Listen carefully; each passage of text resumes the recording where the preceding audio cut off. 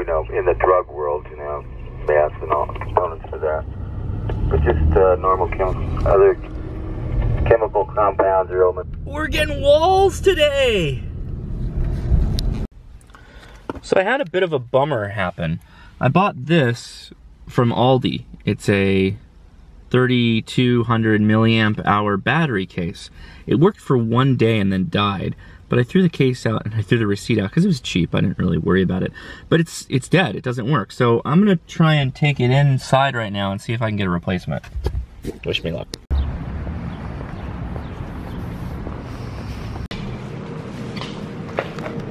Oh, close call. That's a 6S and they have a lot of 5S's. Whew. Very nice people at Aldi. Larry, the manager, thumbs up to you for good customer service. I came in there without a receipt or a case, and you helped me out. Very nice. Thank you very much. Aldi, big props. I'm gonna talk about you on Twitter and Instagram. We've got blue lights, and I plugged it in my phone, it works. So again, Larry, thank you very much. Our drawing on the talents of everybody in this country, our making sure that we are treating everybody fairly, that we're not judging people on the basis of what faith they are, or what race they are, or what ethnicity they are, or what their sexual orientation is.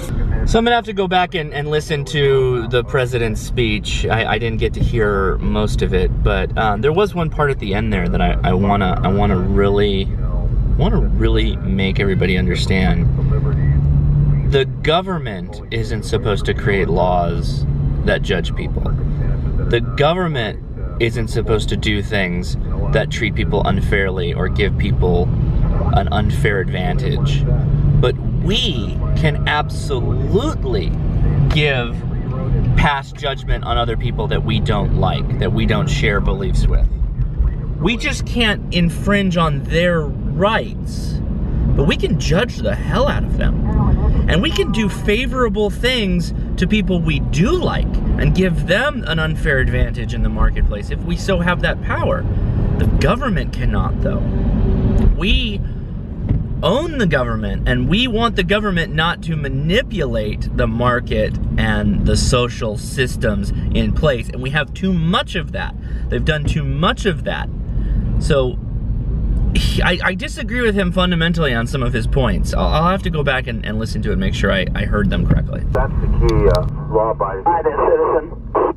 No, law-abiding is not the key, because criminals are gonna carry. They're just gonna carry. So there's nothing you can do to stop criminals. If you can't stop criminals, then you might as well let everybody and their mother carry if they want to.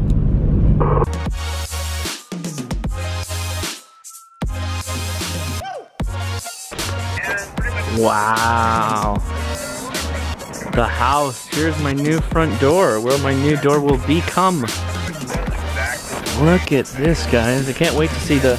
Oh, wow. I can't wait to see the time lapse.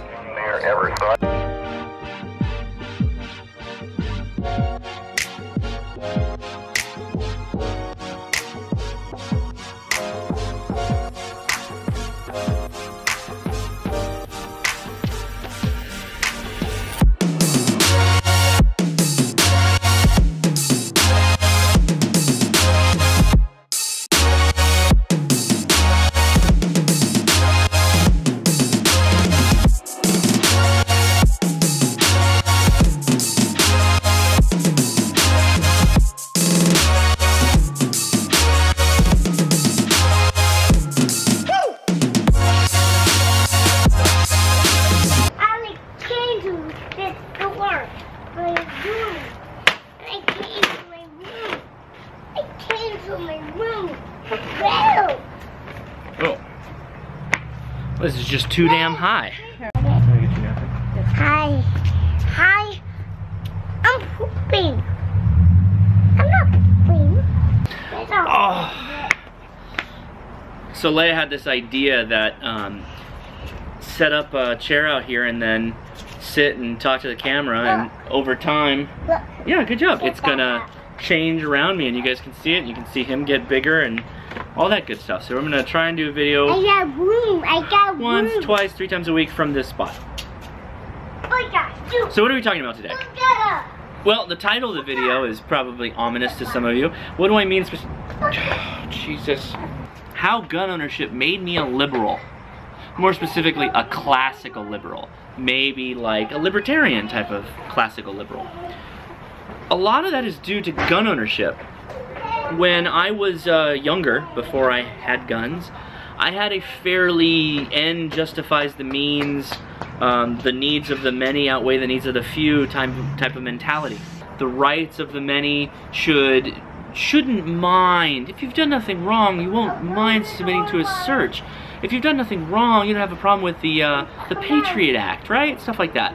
And I had guns before the Patriot Act, but still, that's not the point. Something happened, and it was when I started realizing how things work in California with gun laws, it made me realize that the tyranny of the majority is a real thing, and that something as sacred as the Second Amendment could be molested almost to its core standing in places like California from the tyranny of the majority. And then I started to apply that to other styles of living, things that don't necessarily apply to me and what I believe. And it was probably gay rights that gave me the biggest jump in my changing, particularly towards libertarianism. And it was specifically, I had this opinion that, well, the civil rights, or the right to marry, is that it's equal because you could marry anyone of the opposite sex. Everybody had that same right. Then I realized it's not so much about what is black and white written in the Constitution, it's purely about what you should be free enough to do. And the reality is that our individual rights for things like guns trump that of the majority rights to be safe from guns. We've all kind of accepted that fact. I accepted that early because I was a gun owner. I wanted to keep having my guns and keep enjoying my guns. But then I had to jibe that against, well, how does that affect gay rights? Should it affect gay rights? Are they a part of the Bill of Rights, the pursuit of happiness? And then it hit me. If you have guns, and you have the access to protect yourself, and you have the right to protect yourself, then it really doesn't matter what most people do around you as long as they're not taking your rights from you. So that's what ended up kind of changing my whole opinion on it, is that as long as I can defend myself, as long as I can defend my family from people trying to do something to harm them, then it really doesn't matter.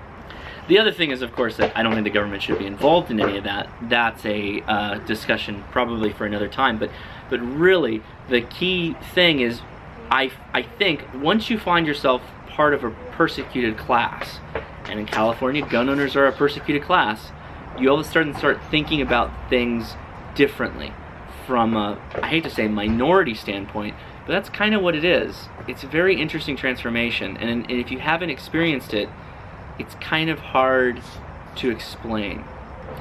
Question of the day. Has gun ownership made you more freedom-minded, meaning that the rights of the individual outweigh that of the rights of the majority or the state? Or has it gone the other way? Has it made you believe more firmly that the rights or the needs of the many outweigh the needs of the few? That comes down to rights. That's ultimately what it comes down to. Your freedom of expression, your freedom to live and go about and do the things you want to do without being accosted, questioned, or searched. Alright, guys. Things are coming along. Very excited. Okay, I'll talk to you tomorrow. See ya.